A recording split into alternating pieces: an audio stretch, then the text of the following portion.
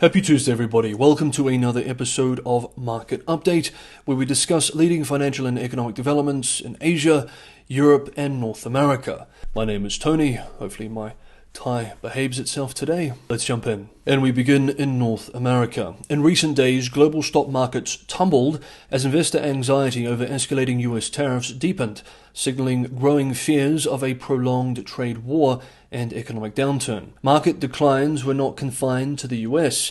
European stocks fell sharply, with the Stoxx 600 index sliding nearly 2% on Monday, while Japan's Nikkei 225 plummeted 4.1%, entering correction territory as chip and export-driven stocks suffered heavy losses. The broader Tokyo Stock Price Index TOPIX also dropped 3.57%, reflecting widespread uncertainty. Investor apprehension stems from the upcoming implementation of US President Donald Trump's reciprocal tariff policy, set to take effect on the 2nd of April, tomorrow, Wednesday, which he has called Liberation Day. The policy will impose levies on nations the White House argues have unfair trading relationships with the United States. There is some justification in this. The average US tariff rate on other countries is 3%, Europe's is 5%, and China's is 10%. As we discussed yesterday, India's average tariff rate on the United States is 17%. Nevertheless, Washington's tariff moves have rattled global markets. Analysts at Bloomberg Economics estimate that these tariffs could slash US GDP growth by up to 4% over the next 3 years. Larry Fink, CEO of BlackRock, noted this week that, quote, protectionism has returned with force, end quote, adding that business leaders are deeply concerned about the economic implications of Trump's trade measures. Quote, people are more anxious about the economy than any time in recent memory, end quote, he said, warning that the tariffs could trigger a recession. The S&P 500 ended Q1 down 4.6%, marking its worst performance since the third quarter of 2022, according to FactSet data. The blue chip index rose 0.6% yesterday, Monday, but investors are bracing for Trump's Liberation Day event tomorrow. Wall Street analysts have begun slashing their forecasts in response to the heightened uncertainty. Goldman Sachs' David Kostin has cut his S&P 500 target for the second time in a month, lowering it to 5,700 amid rising recession risks. Additionally, Goldman Sachs has raised its recession probability over the next year to 35%, up from 20% previously. Sharon Bell, senior equities strategist at Goldman Sachs, warned in a note yesterday, quote, I don't necessarily see the floor quite yet in stock prices. End quote. Global markets have reacted unevenly in Q1. European equities outperformed US stocks, a notable shift from 2023 and 2024 when Wall Street surged ahead of global rivals. Asian markets saw mixed results over the quarter, with Japan's TOPIX down 4.5%, China's CSI 300 slipping 1.2%, but Hong Kong's Hang Seng rising 15%, and South Korea's Kospi gaining 3.4%. As uncertainty looms, speculation is growing that the Federal Reserve and European Central Bank may introduce further rate cuts to counteract the economic headwinds.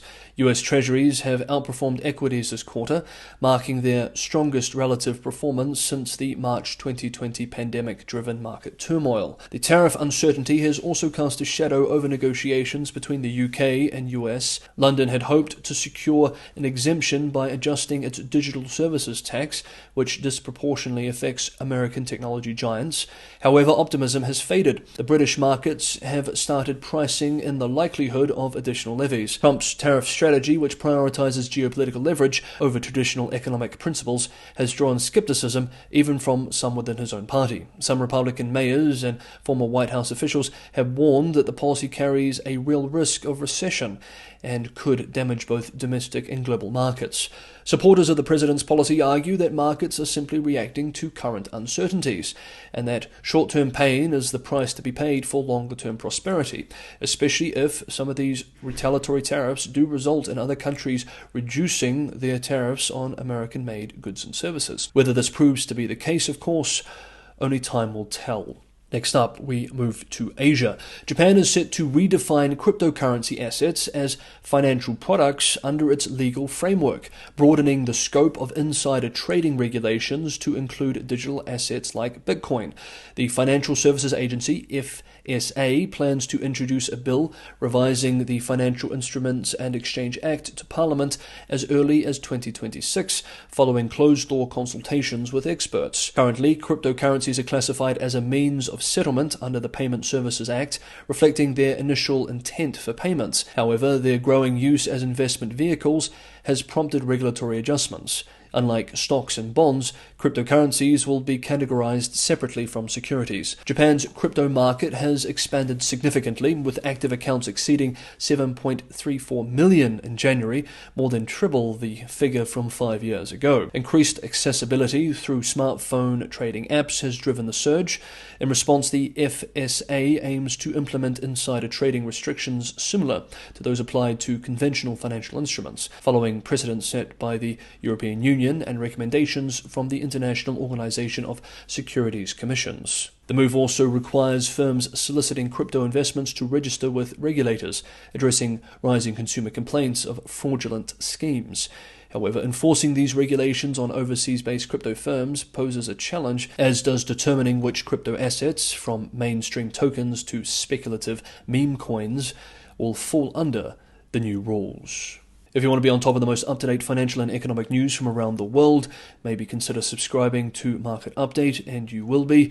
This is the third week of this new channel, and the channel is set to hit 10,000 subscribers. It would be amazing if we could reach this milestone this week. It's a privilege and an honor to be able to join you every day to discuss these incredibly consequential developments in what is a rapidly changing world. We're certainly living through interesting times. If you're enjoying today's video, don't forget to hit the like button too. Thank you so much. And finally for today, we move to Europe. A sharp rise in Eurozone government borrowing costs, driven by Germany's unprecedented defence spending plans, is putting pressure on other economies in the bloc, raising concerns over debt sustainability and borrowing challenges. Germany's shift from its historically cautious borrowing stance to a more aggressive spending approach, focused on military and infrastructure investments, has sent shockwaves through financial markets. The yield on Germany's 10-year bonds has climbed to nearly 3% for the first time since a global bond sell-off in 2023. Given the German bond's role in the benchmark for European debt, this rise has pushed borrowing costs higher across the Eurozone.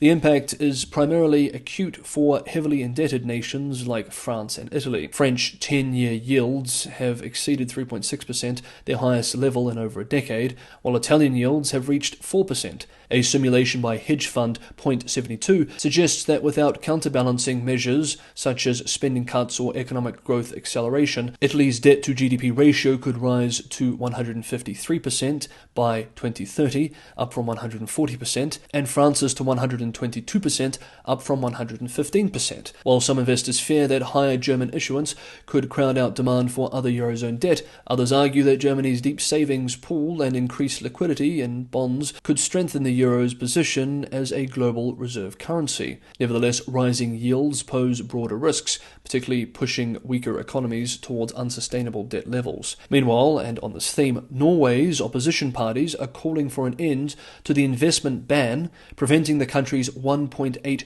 trillion sovereign wealth fund, the world's largest, from investing in major defense companies such as Boeing, Airbus, Lockheed Martin, and Honeywell. The ban, in place since the early 2000s, stems from ethical rules that prohibit the fund from investing in firms involved in nuclear or cluster weapons production. However, leaders of Norway's centre-right Conservative and Progress parties argue that the restriction is outdated, particularly as Norway benefits from the NATO security umbrella led by the United States.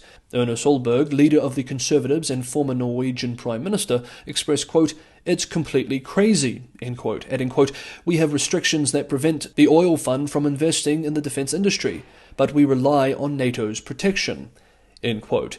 Hans Andries Limi, a Progress Party MP, has introduced a bill to remove the nuclear weapons-related exclusions, arguing that Norway's stance is contradictory given its heavy reliance on NATO and US-made military equipment. The debate comes as global investors increasingly reconsider ethical restrictions on defence stocks, following Russia's invasion of Ukraine and concerns over US commitment to European defence, which has led to a surge in European military spending, with Norway's central bank governor suggesting that ethical standards should evolve, and with growing political pressure, Finance Minister Jens Stoltenberg, former NATO Secretary General, may have to reassess the policy, and the outcome could well set a precedent for other institutional investors worldwide. Okay, that is today's episode of Market Update. Thank you everybody for watching. Have a good Tuesday, and I will see you all tomorrow.